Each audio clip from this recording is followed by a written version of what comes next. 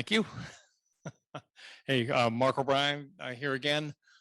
This is we're going to have a really interesting roundtable here because it's going to be a hybrid roundtable for the first time in conference event history. We did this last time we did this was in Miami, and we talked basically about modernizations and transformations, which are at the heart of just about everybody's business here, trying to figure out how to keep TUI and Plex assets up to date and kind of 20th, 21st century relevant, and then adding lots of new capabilities that were never conjured up when we started. So live here to my left is Bob Graybill, CEO of FMS Solutions. They're work with independent grocers in multiple countries, over 5,000 locations currently. And then to Bob's left is John Rhodes of CM First Group. We've got multiple projects at FMS and other companies and so forth. And then to John's left is Karl Haggert of Remain Software, and they've got an approach headquartered out of the Netherlands to modernize these sorts of assets. So we can keep this pretty informal. We're joined by some two remote people. So I've got Zlatko on the upper right there on the diamond grid there. Zlatko is the CIO of Laufer Group International, and then Andreas to his down the lower left there in the Hollywood Squares is Andreas Tyart. He's a senior business planner and very knowledgeable on the software integration side of TUI for Laufer's system, and they're in the process of modernization. And then to the lower right, last but not least, is Paul Saunders, who's the president of Western Marine, headquartered in Vancouver, Canada. They're a dealer in the marine trade for across Canada, and they're looking again at modernizing their assets, going from TUI to a modern TUI solution. So I thought we'd talk about this and give people a few minutes, 3 or 4 minutes, to talk about your business and what it means to you when I say to you, how you're going to modernize, or what does modernization or major transformation mean to you. I'll start that off with Bob, and then we'll just kind of go around the round table. Get to be first here, which is always good. My name is Bob Graybill, as Mark alluded to. I'm with the company FMS, and we service independent grocers and retail chains, including hardware, liquor stores, et cetera, from the Arctic Circle of Canada all the way down into South America.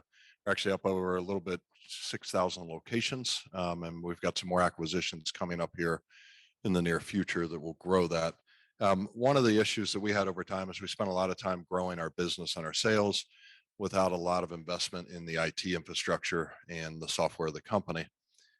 We were shopping companies and looking at alternatives to modernize our software. We were basically down to 3 companies, and John Rhodes' organization and Mark's organization basically offered one of the most cost-effective, fastest conversion rates that we could come across in the industry. But more importantly, when they came in and analyzed our software and our products, you guys had the expertise, and we weren't dealing with a salesperson. We were dealing with people that were actually working the product.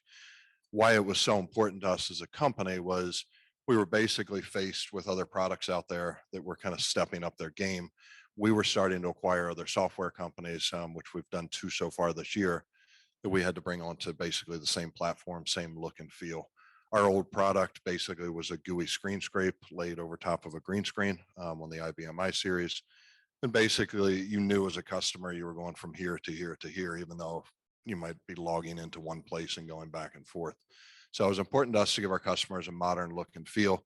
In addition, as we began development, recruiting developers to try and find a COBOL developer, or even we had RPG in some of our code, et cetera, basically was impossible. So modernizing software really was the direct route for us. Thanks, Bob. So I'm John Rhodes, CTO of CM First Group. And modernization is an interesting term. You kind of think about maybe it's a one-time thing you do, but it really isn't. It's something that last your entire career. Even when I started out my career, I'm an engineer by trade. I started out on IBM mainframe, and I didn't even know COBOL. And they said, you got to learn COBOL. You got to maintain these freight systems for that time as Kraft Foods. And interesting, my first project was to modernize some of those logistic and freight systems from the Z series COBOL to CA2E, generating RPG. So on the System 38. So that's how I started my career, and it's kind of come full circle. We're actually helping some clients even modernize back from 2E, or not from 2E necessarily, but from IBM I and going back to IBM Z, running Red Hat Linux and things like that. So people are looking at continual full circle. It never stops. You have to keep with the times, with the computer technology, and we're trying to help people get there. That's really our mission here, is to help people continually modernize and have an environment where you can take advantage of all the modern technology out there, like authentication and things like that. So anyway, that's my part of my perspective anyway. Pass on to Karl. Thank you, John. Karl Haggert, Managing Director of Remain Software. And really just, I guess, to carry on from John's point, right? Modernization's not a big jump. It should be ongoing. I think some of the problems we see that we've fallen into, or our customer base has fallen into, is not taking those stepping stones, and now they're faced with a 15 or 20-year leap. I think the guys have already touched on the challenge of resourcing, right? The challenge of modernizing your business, but not throwing away all of that knowledge that you've gained, both in a system that fulfills your business need, but also in a resource that you've got in your IT shop, right? Most of us started out a long time ago when we were the operator, the programmer, the business analyst, right? You've got resources sitting there in IT that know your business really well. I think as you start to look at modernization, that partnership between business and IT is key, right? It can't be purely IT driven. You've got to make sure you've got the business buy-in, and you're taking those small stepping stones to move things forward. So, Mark? Great. Thank you, in-person panelists, for your perspective. Maybe think about, when you talk about doing the leap, people talk about technical debt, like they think like all of a sudden I'm going to get a 2B system, there's not going to be any more debt ever again. And it's like, no, it's a process. But if you consciously manage it and strategically align your assets for it, then it's a much smoother trip, and a much more realistic outcomes. And then you find yourself being able to recruit younger people who actually want to work and bridge these systems to bring them into the 21st century. So now it's time to hear Zlatko. Are you in Long Island today, or are you in New York? I'm in Long Island today. No, I got to agree with John. Modernization is a forever. Zlatko, hang on just a moment. We need to do an audio check to make sure that we've got you on balance. Is he doing okay? Oh, okay. I just want to double check to make sure that the audio levels are good for you. Okay. I was saying, John is right on the when he said modernization has been going on for 35 years, for me at least. We always move forward, and there's lots of options in modernization. It isn't just I look at it as many tools we have available, and sometimes when you modernize, you go to a product. I'll give you an example. We are CRM systems. I wouldn't want to write one from scratch today. You may pick a product like a Salesforce, or you may pick a product such as, well, we picked Insightly or whatever for that product.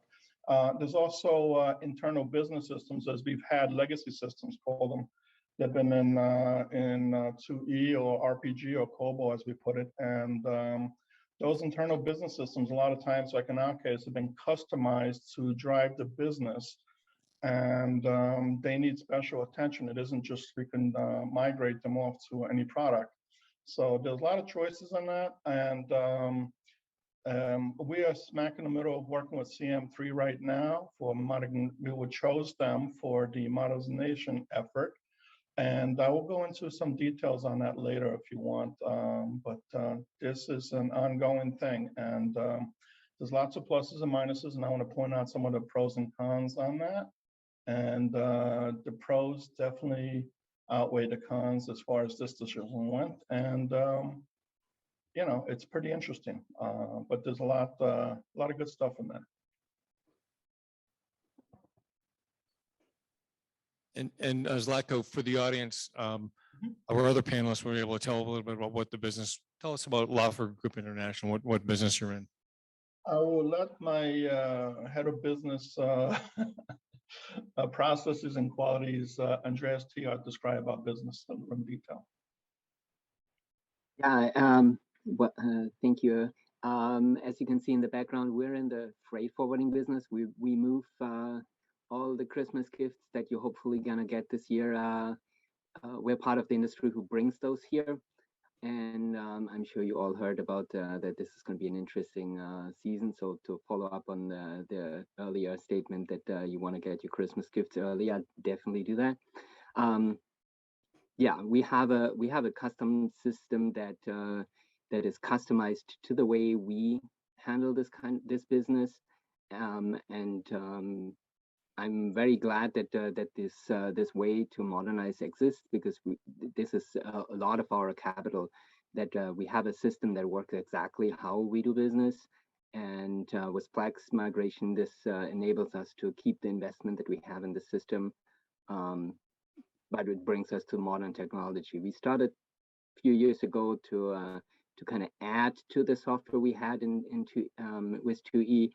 To utilize modern web technologies, but we can't rebuild the entire system. We're too small of an IT team for that. But with Plex, we have the ability to select certain spots where we can do better front end, and so that's a really exciting way to do this. Great, thank you very much, Andreas. And now I come to Paul Saunders of Western Marine. Can you tell me a little bit about what you do and how long you've been with the company, and what do you think of when you think of modernization? Good morning, everyone. It's nice to be here. Again, I'm Paul Saunders. I'm the president of Western Marine. We are a wholesale distributor of boat parts across Canada. And we've grown successfully. We've been in business now for 36 years. And I think one of the things that's put us ahead of our competitors is our computer system and how we handle that.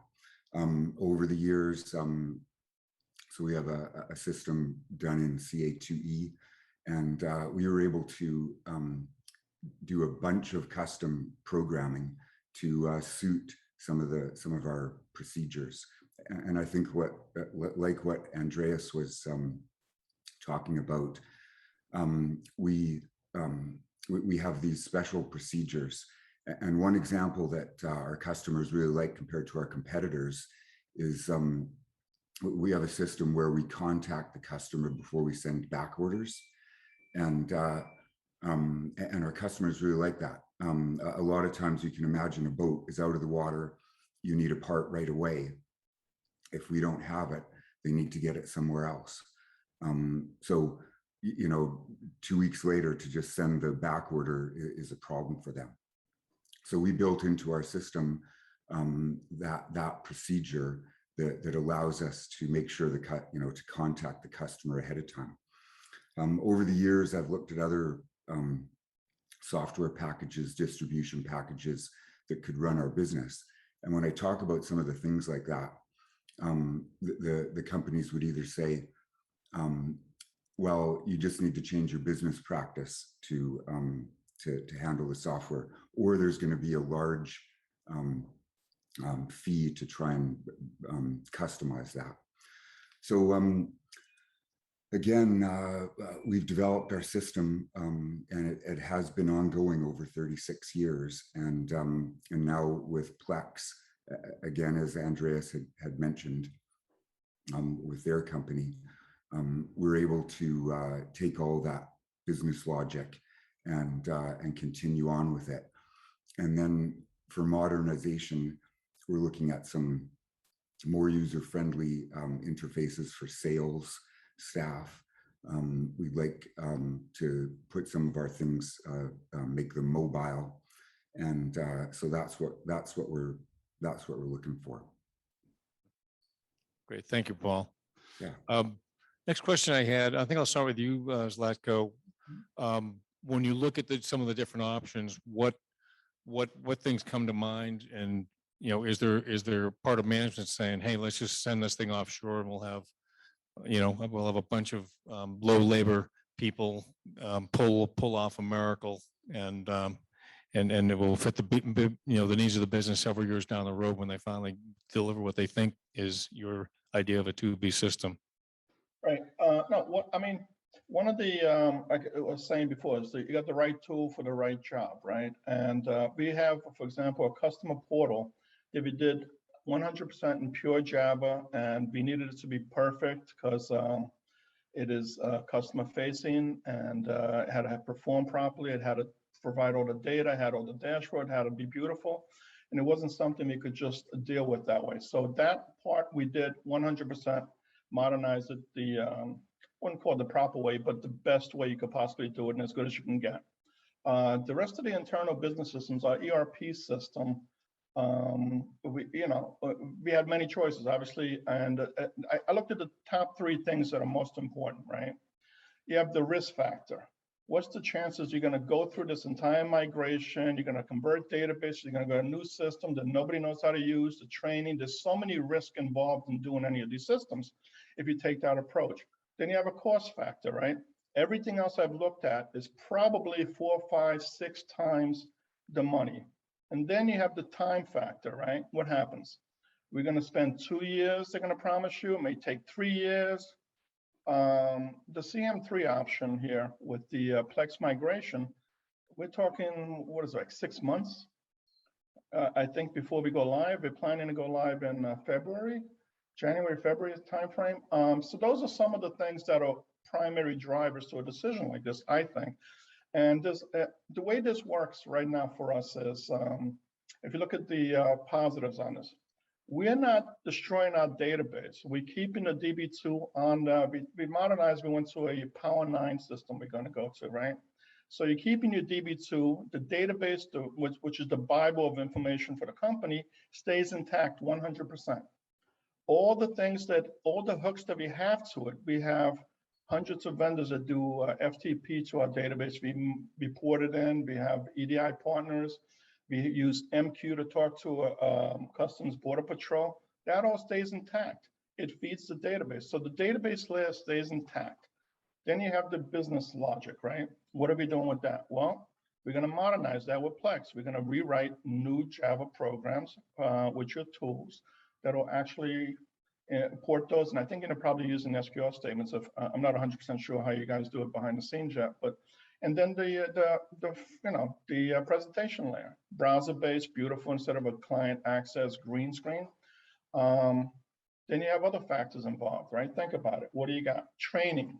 Well, if I take an entire organization and take every department, whether it's finance and accounting, AR and AP, whether it's operations, whether it's whatever other department you have, I'm gonna have to retrain them on some new system that probably doesn't do what they need. This has been custom tailored for them for over 25 years, I think.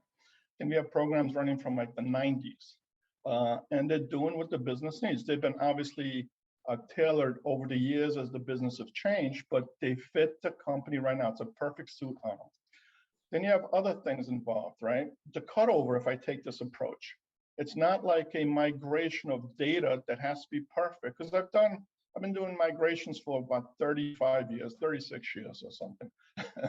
And some of them have been really massive and painful. There's no data migration. The migration of data stays intact 100%. I don't have to, and nobody messes up the data as is. Then you have, we own the product, right? We own the software. We built it over the years.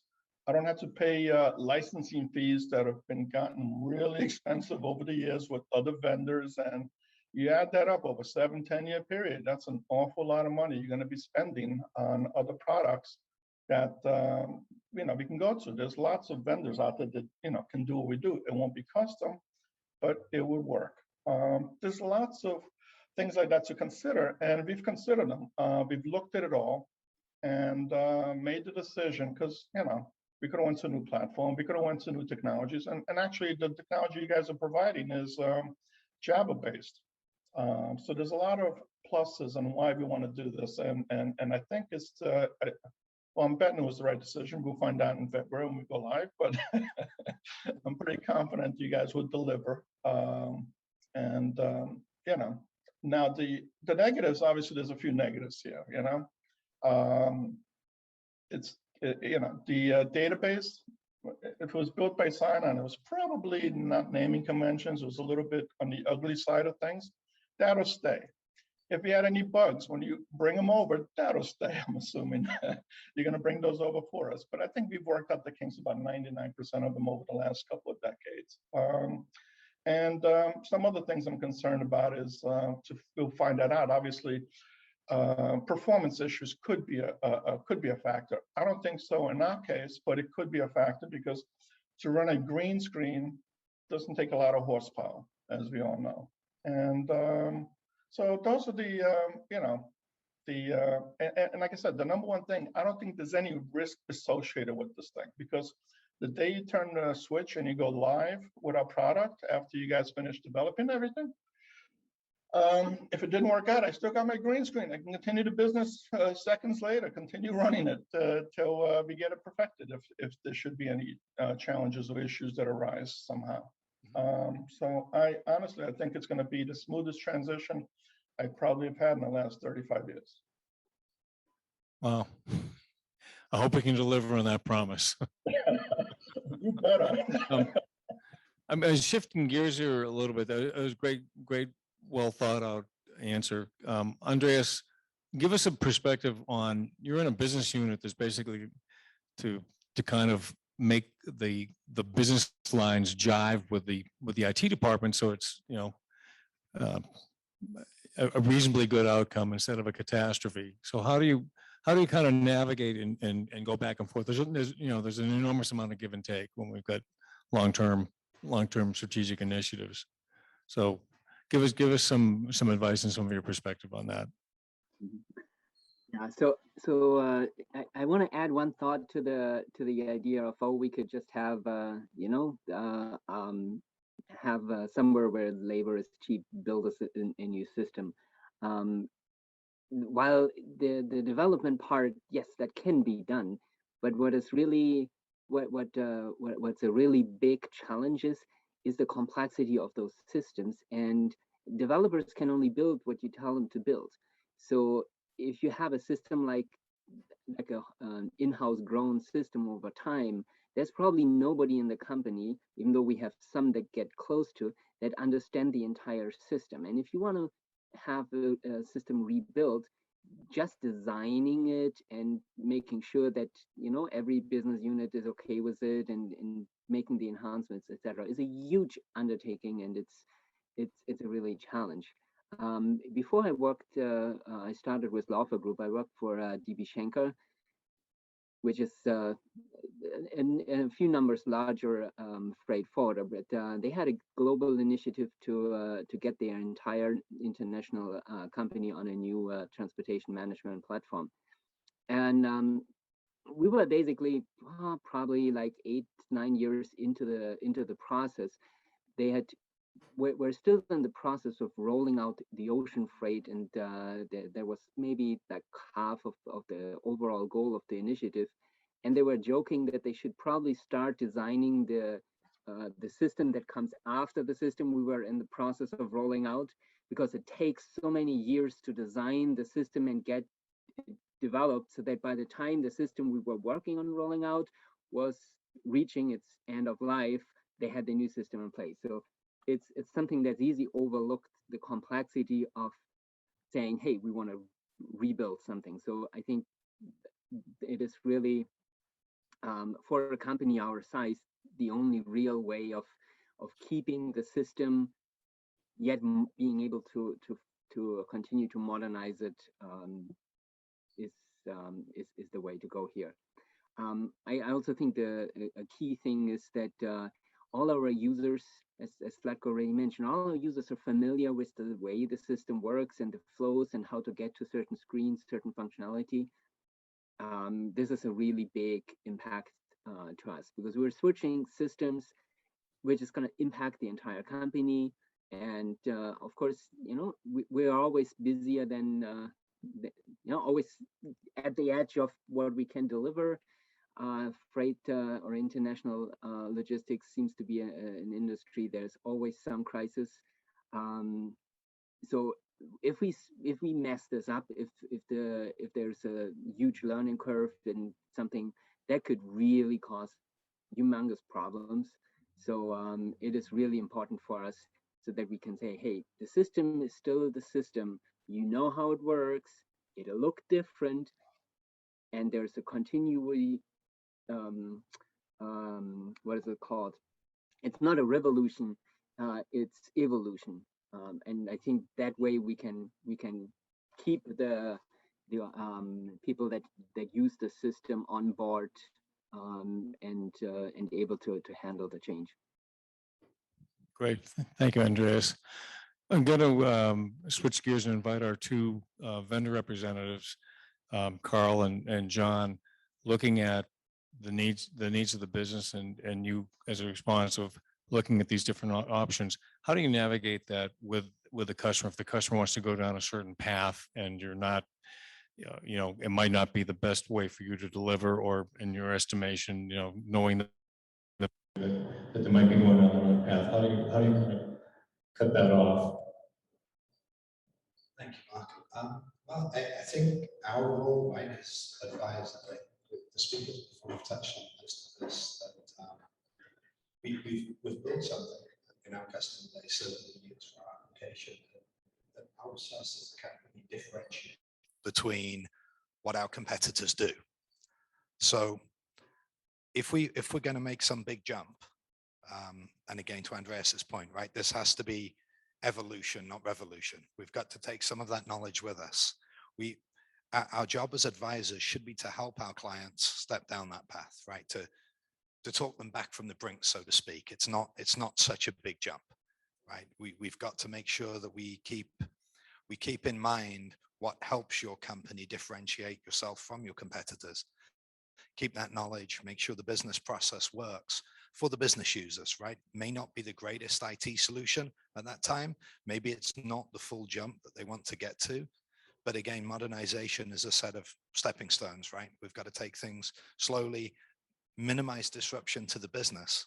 And I think that is sort of how I see our job as advisors to our customers, right? To help them make the best choices that we can while keeping that impact to their users, to the end users, at a minimum. We don't want to retrain everyone in the same go, right? Some big bang, retrain your entire company who's been maybe using something for 30 years. That business impact is going to be massive if we make that jump. So I think that the key thing there, right? Keep your differentiators in mind and make sure it's evolution, not revolution. That's sort of how I see we sit there. John? Yeah, thanks. Yeah, I 100% agree with all that. I think we have a good metaphor I like. It's called the strangler pattern. If you guys have heard of that. Fowler came up with that a few years ago, but it's like the best way to really replace a large enterprise system or modernize a large enterprise system is not to cut down the tree and then wait for one to grow. I mean, if that's a redwood, that may be another 100 years, right? So at least 5 years anyway. So the best way is to do like a strangler vine, where the vine grows, the new vine grows along the tree and eventually takes over the tree without destroying everything, without destroying the shade that's there for everybody. So that's really the only way we've seen successful projects is evolution. Replace things incrementally. Don't try to rewrite the business logic, the front end, and the database all at one time. It just hardly ever seen that be successful, only in very largest projects. And even in there, they're usually over budget. So we're big proponents of evolution, strangler pattern. And I think our job as vendors is really to be educators and just here's how we see things being successful. Now, we don't have monopoly on all the ideas. So maybe our ideas are not what you need, but just to be honest, here's our ideas on how you can be successful and go from there. And yeah, we certainly, as a smaller company, we can't afford to take on projects where we're going to fail at, so we have to make sure our projects we take on we're going to be successful. Learned that pretty early on. Great, thank you, John. My next question is going to be aimed at our two chief executives here on the call, and I'm going to start with you, Paul Saunders. As Karl mentioned, we're doing, the mice are finding the cheese by running the maze in a certain way for 30 years, and then comes voila, the 2B system, and we all know that the long-term employees are going right into the CEO and president's office going, what the heck is going on? How come I can't get my cheese? I love my green screens, and how come everything is different now? And so Paul, I'm going to ask you to address that first and then follow up with Bob. Yeah, I think that's going to be one of the important things. So we have 65 employees. Our head office is in Vancouver, BC, and then we've got another warehouse and sales staff in Barrie, Ontario. We also have some salesmen based across Canada, and so to retrain everyone, we don't have a lot of resources. We're not a large company, and so to be able to transition and have people know that they can still hit an F key or use an option key to start off, I think that's going to be really good. And as I mentioned, I think about all of the customization that we've done over the years, and I said it before, but I think it's really important to keep us as an industry leader, some of these things that we've built into our system. And I would hate to take a step back and then maybe take a few more years to get back to where we currently are. Great. And now Bob, and the buck stops here, I guess in Paul's case, the loony stops there in Canada. What advice do you have for us? So I'll share a little story because we went two routes. One was on the financial package side. We went with CM first. We basically went down the modernization path. On the other side, I was convinced by some to go out and buy a product, which we basically did for payroll. And CM first knows the end of the story because they're now modernizing our payroll package. The long and short of it is we mentioned we have 6,000 locations. We've got about 750 customers scattered from the Arctic to the northern part of South America. And we started down the path of training on that product. And what we found on the payroll solution with all the little nooks and crannies, the amount of customization we had done in our core product that needed to be modernized. And as we rolled customers out, it was, wait, we need this, we need this, we need this. It took about 3 weeks a customer to basically roll out the customers. We got about a dozen customers on the product. And I realized the cost of the total rollout of this product was going to be uber prohibitive. We're not a big company. We're a 350 person company. We don't have a bankroll from the stock market and, bonds, et cetera. We're privately held. And basically I looked at that and thought I'll be bankrupt before I get to the end of the game. The second piece that we learned was as we went through with this outside vendor, I think Karl, you had mentioned about expertise and not losing that expertise by starting fresh.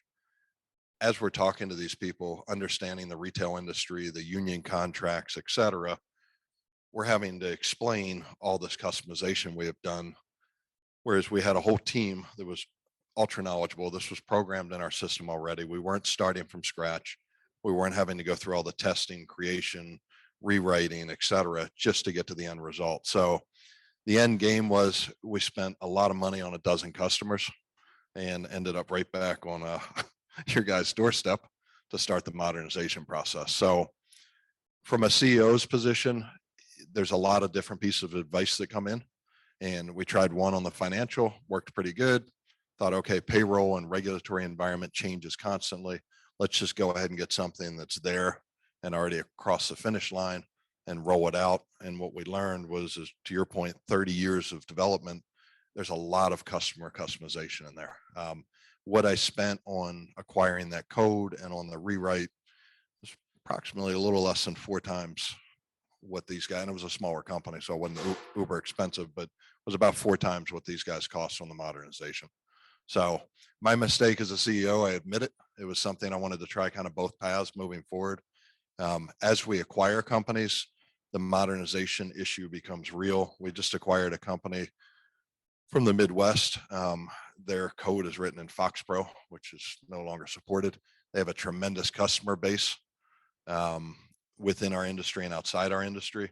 It's a good acquisition for us, but that's our next modernization product or process that's going to go through. So these guys have been great, but my warning to any CEOs listening is modernization, the strangler approach is definitely the way to go. I took the chainsaw to the redwood and it cost me. So thank you guys. Thank you very much, Bob. Kind of the last round here.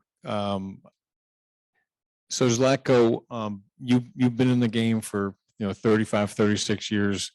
You're a Java guy and the business. And I know when you came to Laufer, you were able to take pieces and basically make them relevant right away. Because basically, when your hair's on fire, you need the fire extinguisher. You're not worried about other priorities. So can you walk us through a little bit of that as you kind of came in, and then you kind of begin with a kind of a toehold and do a little project in Java, and it's good. It's not a catastrophe. It's working pretty well, meeting our business needs. And then you go on and again and again, and now you're basically taking the rest of the, like Bob says, all the other custom reports and all the other things that are 30 years of business logic, and then bringing them across the finish line too.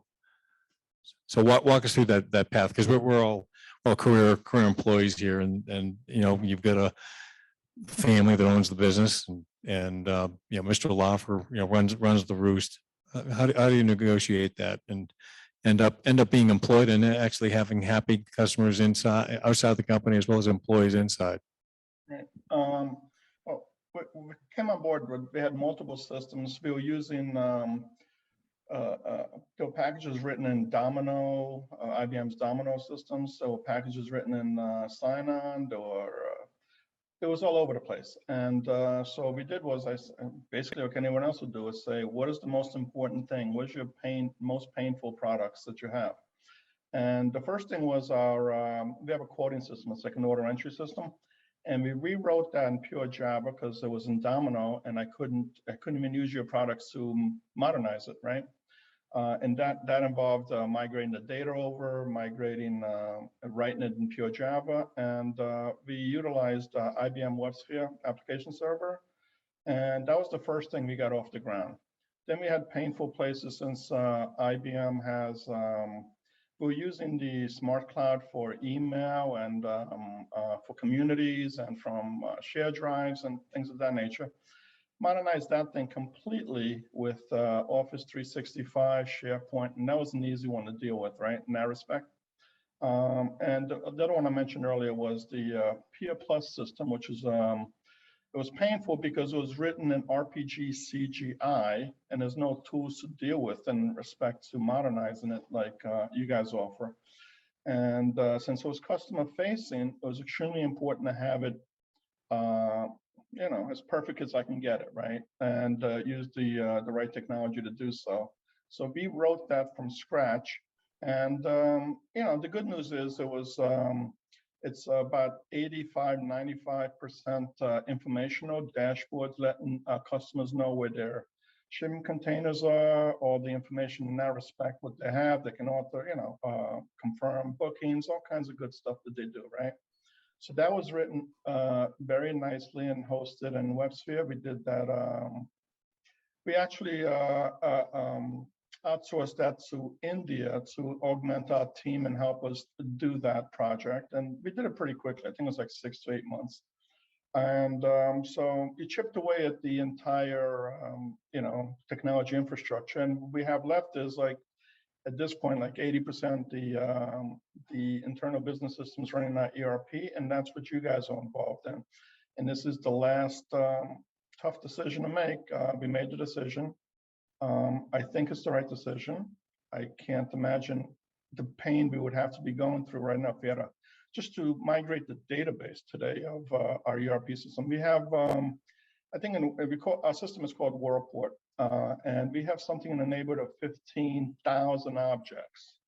I think when you guys ran your apps, you told me how big it was. And there's a lot of, if you don't do this in an automated way, mostly automated way, it'd be extremely challenging to do a complete rewrite, and that's where we're at. And I'm hoping this will be, I'm a betting guy. I'm going to bet this will be successful.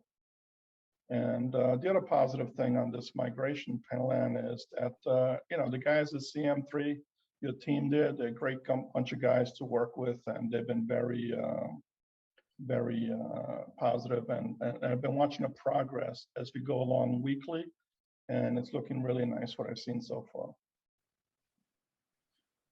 Great, fantastic. We're kind of wrapping up here, and I've got a question for you, Karl, about what are the cultural differences of working, you're working for a Dutch company, and talking about coming from North America, and what are some of the challenges, and what advice do you have to recommend us to kind of iron out those cross cultural differences and keep happy customers at the end of the day? Thank you, Mark. Well, I guess given the result of the F1 race yesterday, my Dutch colleagues are all very happy. I wasn't quite so happy, but they're good. I think these days, right, we're all used to working with colleagues all around the world. So the cultural impact, I think, for us as an IT company looking at what our clients do, maybe touches back on what Dan said before, right? You tend to have built this system over 30 years, and it's very localized as a global system. And if we're not careful, those are some of the things we lose as we step forward. And I think maybe the best advice I've got there is, we've provided such a localized service that fits into our global project. If we just make that jump to something new, we throw all of that away, right? And then you've got, again, to your point, then you've got local customers or local employees that are important in your organization that now feel like you're ignoring them, right? You're just slapping some North American focused operation into all of the world. And that's not the way they've worked for 30 years. It's not what grew your company. It's not what helped you differentiate from your competitors. So I think being mindful of that, being mindful of the localization efforts you guys have all made for a long time and not throwing them away, maybe that's the key.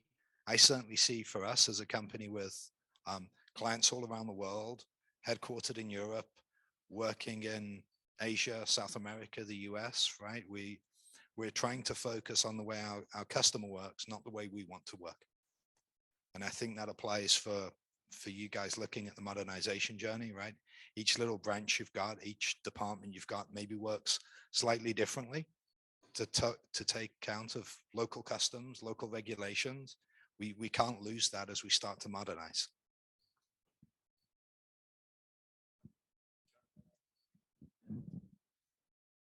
Yeah, I'll just say we're a small company. We work globally as well. We have teams like Sadisa down in Honduras, over in Vietnam, and we have partners around the world in Japan, Europe, South America. I think there's more cultural similarities these days and cultural differences. I mean, I think, yeah, we've had some failures too, where things didn't go so well in different countries, but I think that right now we found a way to work together, and I think the language of IT is pretty similar across the world. I think it's amazing that in Vietnam, they're as savvy as we are here in a lot of respects as far as technology goes, or in Honduras. And I think you can work globally together, quite effectively these days. Carrying on that, Bob, what you expanded into Canada and then into other countries. What was the biggest gotcha that you just hadn't anticipated? And this is all pre-COVID. I mean, you like five years ago or so, you just had to expand. And you saw that was the path to grow the business, and then doing a little stuff along the border. And some other countries? So the biggest first gut check was understanding how organizations work. India for me was an eye opener because there's definitely a different treatment from an executive perspective. And we got over there to open the office and machines showed up late and they had started training. And I'm laying on the floor, stringing Cat5 cables underneath or Cat6 and plugging in machines. And the staff comes out of training and sees their CEO laying on the tile floor. And they thought they did something wrong because I had to do it. It wasn't ready when we got there. For me, I was bored to death, time zone difference, sitting in a room with nothing to do, decided to make myself useful. That's kind of an extreme example. Outside of that, going into other countries in the grocery industry, a lot of the focus here is on shrink, on fresh products, et cetera, and on labor costs. And what we learned as we go around the world with lower labor costs, labor is less of an issue in their business. When we went out from a selling approach on our software products, our time clocks, and our labor scheduling, we really had to change focus on why those tools were good for those operations in those other countries. I would like to share one other quick thing from the CEO business owner perspective. How I ended up in that payroll solution was we rely on the IT departments, IT vendors, et cetera, to advise us and guide us. And when somebody comes in your office, we're supposed to be the problem solvers of the company, trying to figure out what resources are needed, et cetera. If your team, if you guys come to your CEO and say, this is insurmountable, we can't do this, this is impossible. Our DNA, or at least mine, is how do I fix this problem? Okay, we can't rewrite, payroll's too complicated to catch up, et cetera. I'll go solve the problem. I'll go out and buy something. And that's the piece of advice I'd give from a business owner, CEO perspective. We rely on you to tell us what the solution is. If you come in and tell us there's no solution or it's this huge insurmountable task, then we kick into how do we solve this? And I went down the wrong path and ultimately had to turn around and reverse course, an expensive wrong decision. But in the end, you know, had we gotten a little bit more advice, had I come to you guys ahead of time for payroll, I just heard from our team that, oh my God, this is like duct tape and band-aids on the software. So I went into problem solve mode and I assumed it couldn't be done. So my advice to everybody is take the time, explain. We're not IT folks for the most part. I do have some IT background, but I'm not an expert. And the reality is I rely on my team for that advice. If there's no advice to be given there, then I seek a solution. So talk to us like we are kindergartners, because often we are. So thank you. Thank you, Bob. Paul, can you talk a little about your business, a very specific business being in marine and boating, and how do you navigate? I mean, you're Canada only, but you certainly have to look at the U.S. market and in Europe. We were talking about the biggest boat shows in Amsterdam, where you can get an elevator for your super yacht and so forth and so on. So tell us about that, about how you keep the business local and really responsive and kick your competitors' butts in Canada while being mindful of these other opportunities and these other ways of looking at the business globally, because marine is certainly, and fishing is certainly a global business as well as recreation. Well, over the years, I think we discovered there are many wholesale distributors in the marine business, just like us in the U.S. And still, even though we talk about free trade and things, the border is a pretty good barrier. So for customers, we really are just focusing within Canada. In the States, there are a couple of products that we bring in from Europe that are not distributed by anybody else in North America. But for the most part, we focus our sales on Canada. However, we source our products from all around the world, and so that's important. We're constantly, I guess, COVID was such a big, global problem. We weren't exactly sure what was going to happen at the beginning. We were prepared to lay off staff. It turned out that if you can't travel, that going out on a boat is a great way to self-isolate And it turned out that our business just increased incredibly. And those have been some challenges that we've had. However, in normal business, we depend on growth by finding new products. So we really do have to look outside and look globally. So there's always, how do we deal with these people? How do we pay them? How do they get their stuff into the country and things? So those are some of our challenges.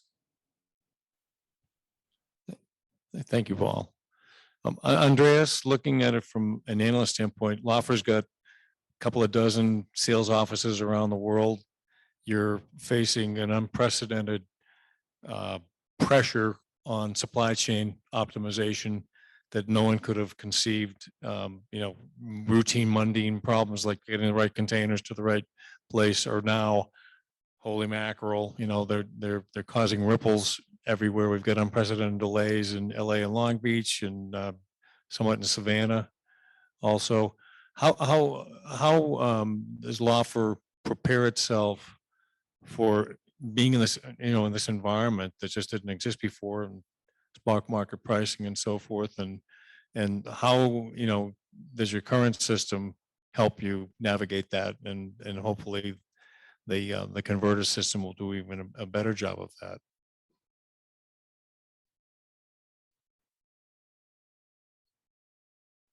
Gotta unmute myself.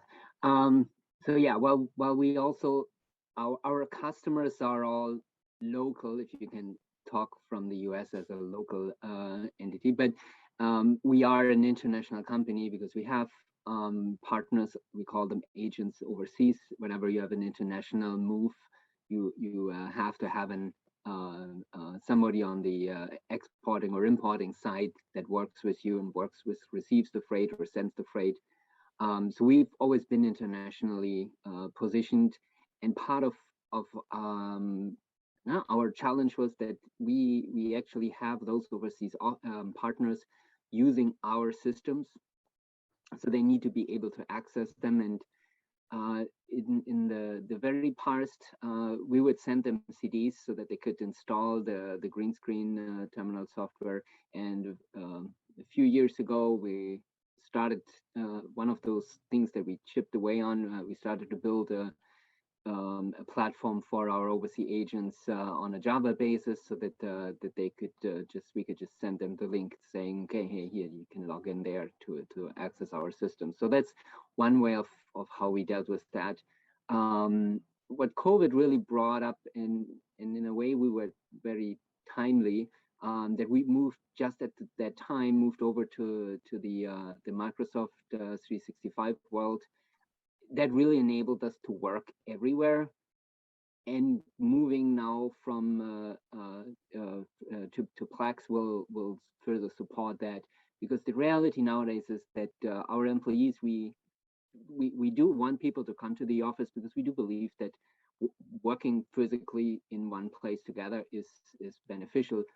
But the reality is there's always reasons, there's always the exceptions, there's always the reasons why you need to work from somewhere else. And being able to just go to a computer with a browser and access everything that you need is really important. So that both that move to the Microsoft world, where you can just get web versions of everything, as well as having web versions of our core systems, is a really critical part of addressing this.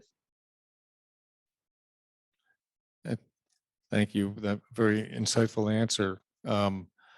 My final kind of round here is, we all know the COVID has affected our businesses kind of no matter what, good and bad. And I know in our community, we have people whose businesses revenues have grown tremendously, and also others that have stagnated. So I've got my final question to all of our panelists is going to be, tell me in less than a minute, one thing that you started to do because of COVID, regards to the business, and another thing that you'll stop doing or never do again as a result of COVID. So Zlatko, lead us off. Good question. What's funny was when we went into COVID, this was on March, I think, 15th or 13th of 2020. And I remember sitting there, we were at an executive meeting. The question was, by the end of the week, we have to have everybody remote, be capable company-wide to be able to work remote. And I was like, all right, no problem. They looked at me and said, what do you mean no problem? I said, well, I started this about 2 months ago. So everybody is ready and able to work remote. But I think the biggest thing that's going to happen is the hybrid, I think, in corporate America or globally will probably remain to a degree. I don't think it's going to be 100% on-site in office like it used to be. I know there's a lot of resistance to it, but I think that's one thing that's going to happen. And the other side, what's bad about it? I don't know, honestly. I haven't thought about that one. Maybe somebody else will answer that. Fair enough. Paul, tell us one good and one bad thing from the Great White North that that COVID's taught you. All right. Well, for the last 25 years, we've hosted a trade show, and it's been in person. We bring all of our customers in from across Canada. We put them up. We take over a couple of hotels. We have a big venue that's close to Vancouver. It's 50,000 square feet. And we bring all our vendors and we show existing products, new products. And it's a chance for our customers to see us in person and to see vendors. Well, of course, I think Zlatko had the right date. That was March 13th. And we realized pretty quickly that we were going to be unable to have our show, which is in October. And as a matter of fact, our show's on right now, and we've got 2 days left. But we've moved it last year and this year completely virtual. So we redid our website, and it's been a huge success. People have been able to order. They've got all their tools, what they need in their offices, and they just can order things. There's lots of customers that are remote, and they never did come to our shows. They just couldn't. They just couldn't come. And now they can just get onto a browser and be on the show. And I think going forward, we are again this word about this hybrid word. We are going to have a hybrid show, I think, for the rest of our time, and people will be able to. Our customers will be able to order their bread and butter products through the website, and then our plan is to then host a much smaller show that would just look at new products, maybe have some key vendors and things like that. So I think that we maybe always wanted to get to something like this, but we never really had the motivation. And we just, 25 years, we do the same thing over and over again. I think, and again, I'm not sure what we'll stop doing. So I think, but anyways, that main thing was this virtual trade show. Andreas, one thing COVID's taught you, and one thing that you'll stop doing at work because of COVID. Yeah, I think what has it taught me? I think that we do what we always do. We solve any problems that comes our way, and we get through that. That's COVID. That is, I mean, our industry had so many black swan events in recent years with the Trump tariffs, which impacted our customers humongously.